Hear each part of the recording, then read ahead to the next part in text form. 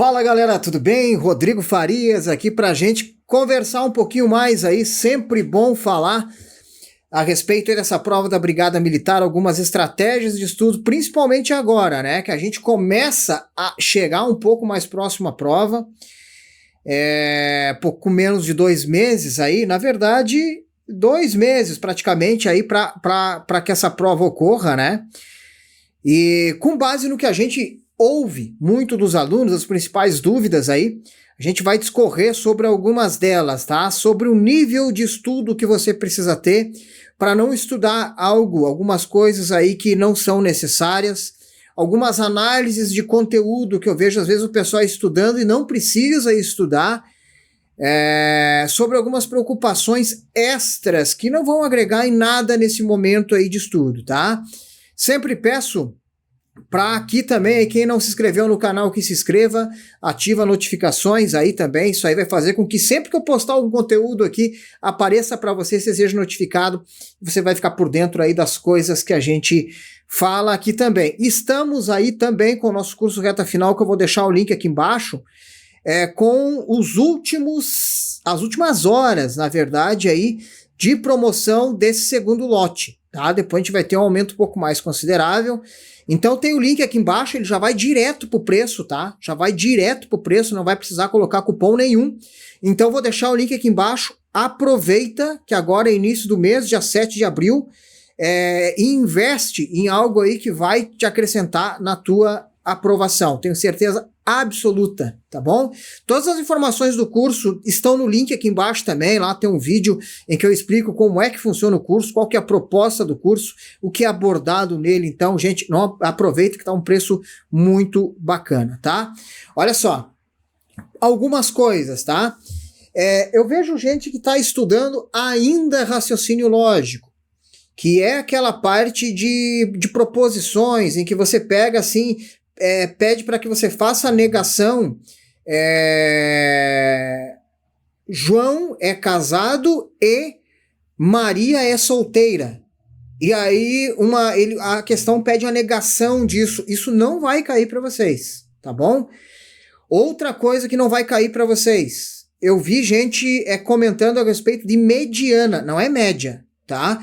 Eu estou falando de mediana, que é o termo central de um conjunto de números. Dependendo se a mediana for par ou ímpar, tá?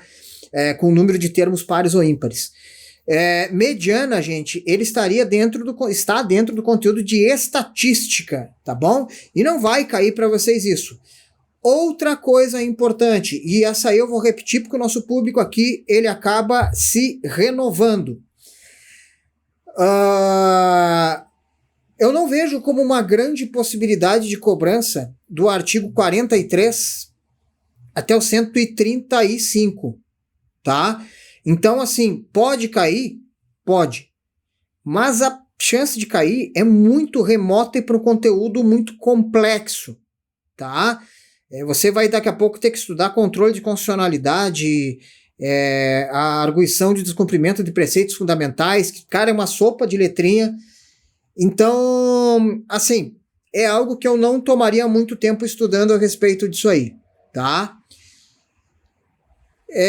A gente tem que ter uma noção de que você tem em torno aí de 26, 27 normas para 15 questões. Sendo que dessas 15 questões, a gente deve ter uma questão aí de direito administrativo. Pô, professor, como assim só 15? Claro, cara, olha lá. Aliás, eu tô apavorado com a quantidade de gente que não leu o edital, tá? Que pergunta um monte de coisa assim que tá lá no edital. Cara, você tem que ler o edital. Como é que eu consigo o edital? Busca no Google, tá? Concurso Brigada Militar Fundatec. Lá, provavelmente, o primeiro link que você vai achar, você vai ter o edital com diversas informações, tá? Antes que alguém já me pergunte, tá? Nota de corte. Gente, você vai ter que fazer 60% da prova.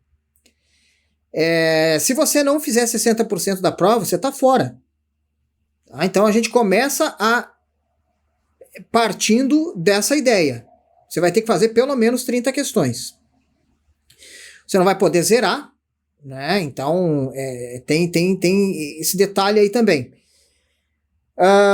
Então são 30 questões. Eu acredito assim, para você entrar sem contar com eliminações no TAF depois, que você faça 33 acertos. Isso é o que eu venho falando aí já há mais de ano, tá? 33 questões aí para que você consiga, digamos assim, estar seguro com a tua vaga.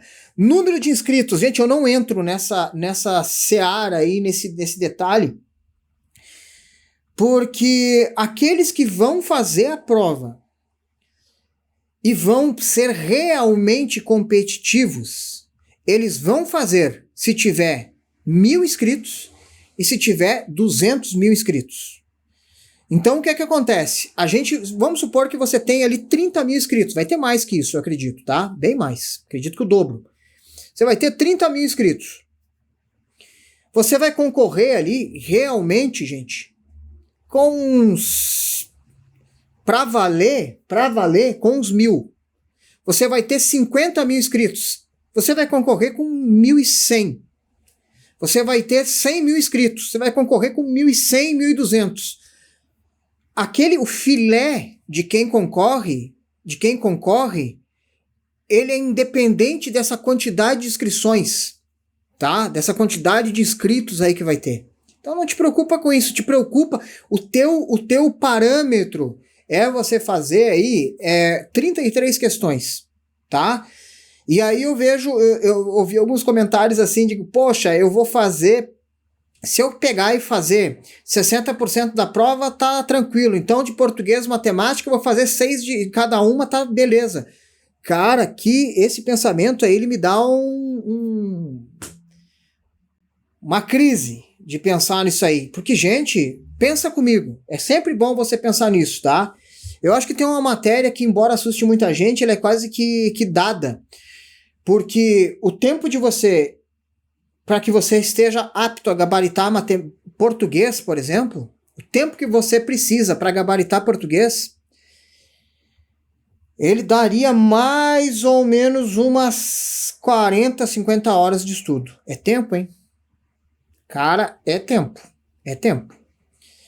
Se você dispor de 20 horas de estudo bem distribuídas para conhecimentos gerais, você está praticamente apto a gabaritar.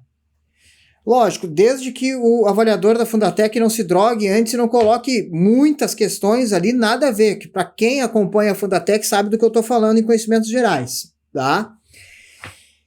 Então, é uma matéria que é legal você ficar de olho, mas assim, vamos supor que você faça 6 em português, 6 em matemática, 7 em conhecimentos gerais, você vai estar levando para tua prova 6, 12, 7, 19 questões de 30. 19 questões de 30. Você tem mais 20, né? 5 de informática e 15 de legislação. Dessas 20 que sobram, gente, para você fazer a nota mínima, você precisa de 11. Cara, assim, dá para fazer? Dá, mas eu acho uma coisa assim, para quem tá fazendo o primeiro concurso, para quem tá tendo contato com legislação pela primeira vez, cuidado com o salto alto, tá? Porque a galera que você precisa ter parâmetro, na maioria das vezes, não é essa que você vê que tá toda hora no WhatsApp. É a galera que quase não aparece. Muita gente que vem lá do Rio de Janeiro, que vem de Brasília, que vem de Tocantins, que vem de Manaus. Eu tenho mentorado de Roraima, tá? Então, assim, gente, muita gente não aparece. E outra coisa que eu sei que assusta, mas é bom que vocês saibam, eu sempre repito isso, que apenas 2% vão passar. Tá? Então, não fica com essa ideia aí de fazer o mínimo em português e matemática. Cuidado para não entrar num loop infinito de estudo. Como assim? Quer você pegar uma matéria tipo porcentagem ou classe de palavras e você ficar só estudando isso, achar que nunca tá bom, e você voltar a estudar isso, só fazer questões disso e não olhar os outros pontos do edital. Você é obrigado a pegar o edital, eu prefiro imprimir e ir riscando aquilo que você já leu, aquilo que você já viu, aquilo que você já estudou. E o teu objetivo é, até 15 dias antes do edital, você está com todo esse conteúdo visto. Você só vai conseguir fazer isso através de leitura nas leis. Se você quiser pegar todos os dispositivos, tá? E tá com eles prontos até a data da prova, você não vai conseguir fazer isso só através de videoaula.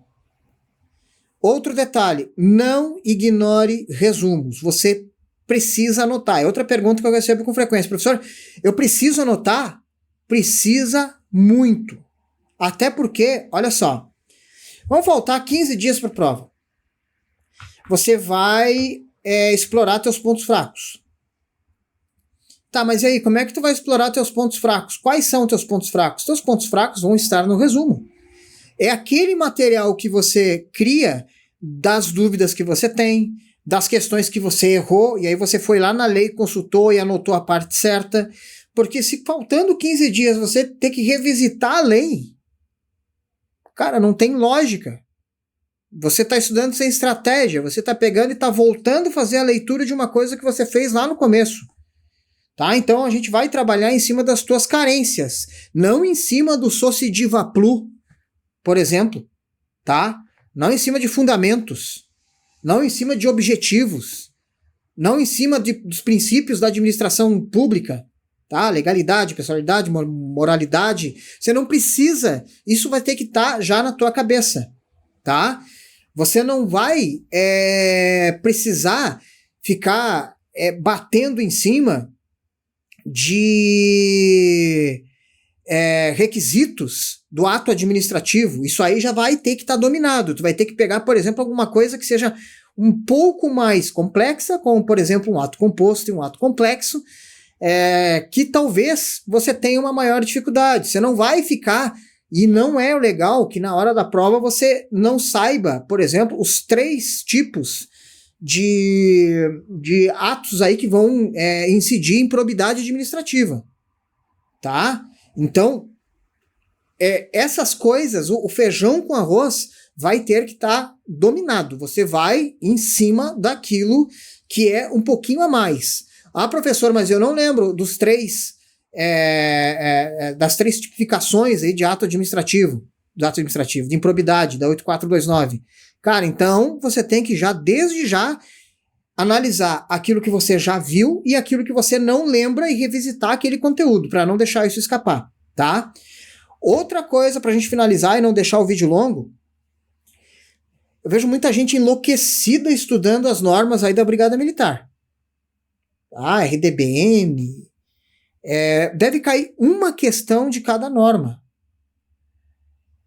A mesma norma que, por exemplo, pode ser pequena, a Declaração Universal dos Direitos Humanos, o Pacto de São José da Costa Rica, essas mesmas 3, 4 páginas que você vai estudar dessas normas vão dar uma questão que vale o mesmo ponto de uma norma que tem 40 páginas.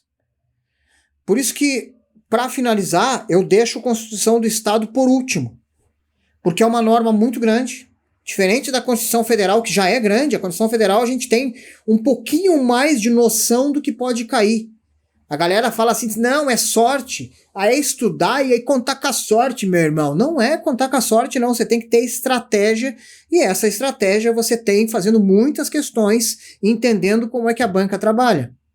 Até por isso que eu falo para vocês que do artigo 43 ao 135 não se estuda. A Constituição Estadual é muito complicada, porque ela não tem uma lacuna, um momento que a gente vê que ela não cobra. O cara vai lá e sem critério nenhum, ele vai lá e coloca uma questão, quando coloca. Por isso que a Constituição Estadual deixaria mais para o final.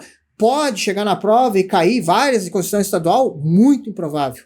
Mais do que 2 é improbabilíssimo que caia, tá? Mas pode, tudo pode, tá? Tudo que está no edital pode cair, mas eu deixaria como estratégia ela mais para o final, certo, gente? Forte abraço, aguardo você aí no próximo vídeo aí, ou nos nossos cursos aí, link tá aqui embaixo para você aproveitar, certo? Valeu, até a próxima.